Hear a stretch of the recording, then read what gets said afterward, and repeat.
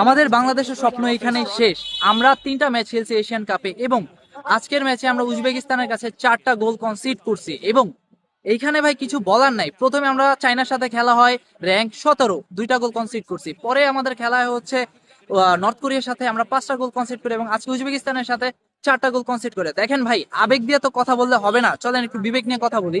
এইখানে আমরা শুধু যে খেললেই হবে এমন না ভাই, আমাদের দেশের ফ্যাসিলিটিস কি, ওদের র্যাঙ্ক কি শুধু শুধু হাই হয়েছে, ব্যাপারটা এমন না। আসলে আমরা যতটুকু খেলছি, মেয়েরা খারাপ খেলেন, যেমন মিলি আক্তার নিজের সেরাটা দিছে, কিন্তু দিন শেষে আমরা একটা ম্যাচও জিততে পারিনি এবং আমরা গোল ওভারঅল গোল খাইছি 3টা ম্যাচে 11টা, প্রথমটায় 2টা, এরপরটা 5টা, এরপরটা 4টা। তো র্যাঙ্কও তো ভাই দেখতে হবে, চায়নার র্যাঙ্ক হচ্ছে 17, নর্থ কোরিয়ার র্যাঙ্ক হচ্ছে 9 এবং উজবেকিস্তানের 49।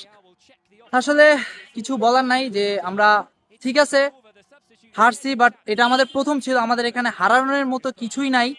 আমরা কোনো ম্যাচ জিতে নাই, হারছি, বাট এটা একটা অভিজ্ঞতা ছিল এবং আমাদের যে বাংলাদেশের সিস্টেম, বাফুফের সিস্টেম, এগুলা দেখুক যে আসলে ওরা যে গেছে এটাই বেশি ছিল। বাট আমাদের প্রতিটা ম্যাচে গোল আরো বেশি খেতাম, যাক আলহামদুলিল্লাহ মেয়েরা ভালো খেলছে। আর এবং আমরা সব থেকে ইয়াংগেস্ট টিম ছিলাম, অন্যান্য দলে হচ্ছে 25 থেকে 28 এভারেজ এজ এবং আমাদের এজ ছিল 19 থেকে 20।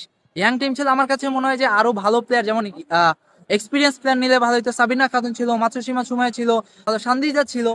তো এক্সপিরিয়েন্স প্লেয়ারও রাখা দরকার ছিল। ঠিক আছে, ইয়াং প্লেয়ারদের দিয়ে খেলাইছে। আসলে দেখি সামনে আরো খেলা আছে, ছেলেদেরও খেলা আছে, দেখি সামনে কি হয় এবং সবাই সাপোর্ট করবেন। দিন শেষে আমরা বাঙালি, আমরা বাংলাদেশে সাপোর্ট করব, এটাই তো।